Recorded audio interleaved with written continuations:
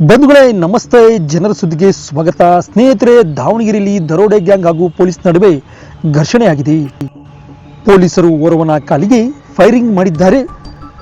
ಈ ಘಟನೆಯಲ್ಲಿ ಓರ್ವ ಪೊಲೀಸ್ ಕಾನ್ಸ್ಟೇಬಲ್ ಮೇಲೆ ದರೋಡೆ ಗ್ಯಾಂಗ್ ಮಚ್ಚಿನಿಂದ ದಾಳಿ ಮಾಡಿದ್ದಾರೆ.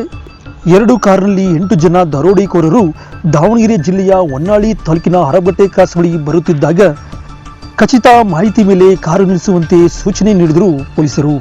ಪೊಲೀಸರನ್ನ ಕಂಡು 2 ಕಾರ್ಗಳನ್ನು ಜೋರಾಗಿ ಓಡಿಸಿದ್ದಾರೆ.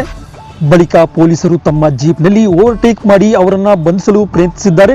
ಅದರಲ್ಲಿ 4 ಜನ ಪೊಲೀಸರ ಕೈಗೆ ಸಿಕ್ಕಿದ್ದು, ಇನ್ನೂ 4 ಪರಾರಿಯಾಗಿದ್ದಾರೆ. ಅದರಲ್ಲಿ ಓರ್ವ ಆರೋಪಿ ಪೊಲೀಸ್ ಸಿಬ್ಬಂದಿಗೆ ಮಚ್ಚು ಬೀಸಿದ್ದಾನೆ. ತಮ್ಮ ಆತ್ಮರಕ್ಷಣೆಗೆ ಇನ್ಸ್ಪೆಕ್ಟರ್ ತನ್ನ ಪಿಸ್ತೂಲ್ನಿಂದ ಆರೋಪಿಯ ಎಡಕಾಲಿಗೆ ಗುಂಡು ಹಾರಿಸಿದ್ದಾರೆ.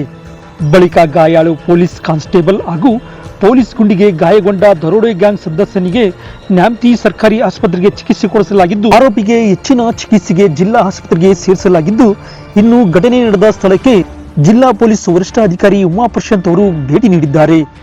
ಈ ಬಗ್ಗೆ ಮಾಧ್ಯಮದ ಜೊತೆ ಮಾತನಾಡಿದ ಅವರು, ಇವರು ದರೋಡೆ ಮಾಡುವ ಉದ್ದೇಶದಿಂದ ಬಂದಿರುವ ಡಕಾಯಿತರು. ಈ ಬಗ್ಗೆ ಖಚಿತ ಮಾಹಿತಿ ಪಡೆದು ನಾಕಾಬಂದಿ ಆಯೋಜನೆ ಮಾಡಲಾಗಿತ್ತು. ಹರಬಗಟ್ಟ ಬಳಿ ತಡೆಯಲು ಯತ್ನಿಸಿದಾಗ ಡಕಾಯಿತರಿಂದ ದಾಳಿಯಾಗಿದೆ. ಈ ವೇಳೆ ಪ್ರತಿ ದಾಳಿಯಿಂದ ಒಬ್ಬನ ಮೇಲೆ ಫೈರಿಂಗ್ ಮಾಡಲಾಗಿದೆ.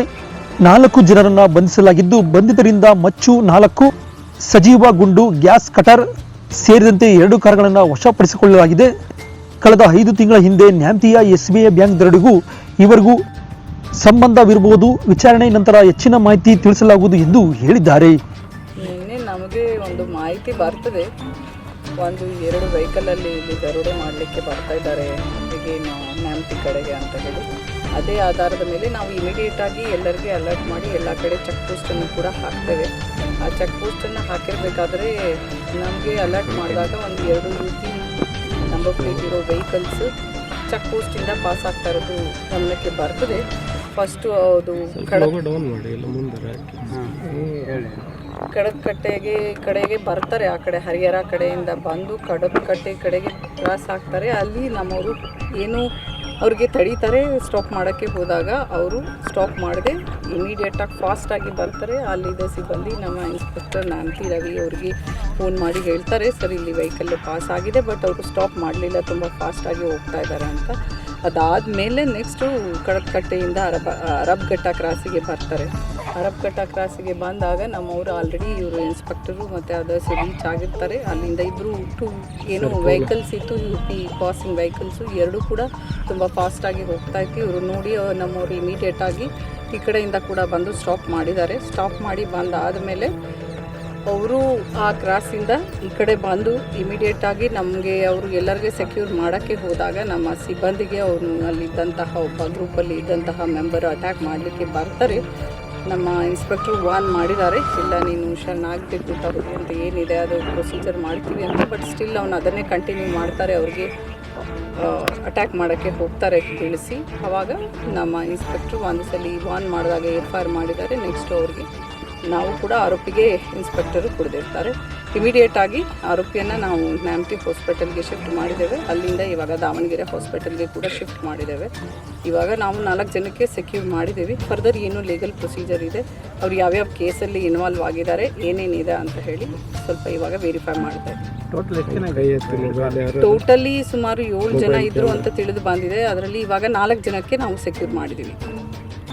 ಈಗ ಬ್ಯಾಂಕ್ ಕಳ್ತನ ಈ ಭಾಗದಲ್ಲಿ ಮತ್ತು ಮನೆ ಕಳ್ತನ ಜಾಸ್ತಿ ಆಗ್ತದೆ, ಅದನ್ನೇ ಟಾರ್ಗೆಟ್ ಮಾಡ್ಕೊಂಡು ಈ ಕಡೆ ಅದೇ ಅವಾಗ ಆಗಿತ್ತು ಬ್ಯಾಂಕ್ ಕಳ್ತನ. ಅದರ ಸಂಬಂಧನೇ ಇವಾಗ ಈ ಕಡೆ ಬಂದಿರೋದು. ನಮಗೆ ಈಗಾಗಲೇ ನಮ್ಮ ಟೀಮು ಸಕ್ರಿಯವಾಗಿ ಯಾವಾಗ ನವೆಂಬರ್ 26, 2024 ಆಗಿದೆ, ಆವಾಗಿಂದ ಕೂಡ ತುಂಬ ಸಕ್ರಿಯವಾಗಿ ಕೆಲಸ ಮಾಡ್ತಾ ಇದ್ದಾರೆ. ಅವ್ರು ಯಾರಂತ ಕೂಡ ಐಡೆಂಟಿಫೈ ಮಾಡಿಕೊಂಡು ಈಗ ನಮ್ಮವರು ಹೋಗಿ ಕೂಡ ಅಲ್ಲಿ 1-2 ಸಲ ವೆಯ್ಟ್ ಮಾಡಿ ಎಲ್ಲ ಮಾಡಿ ಬಂದಿದ್ದರು.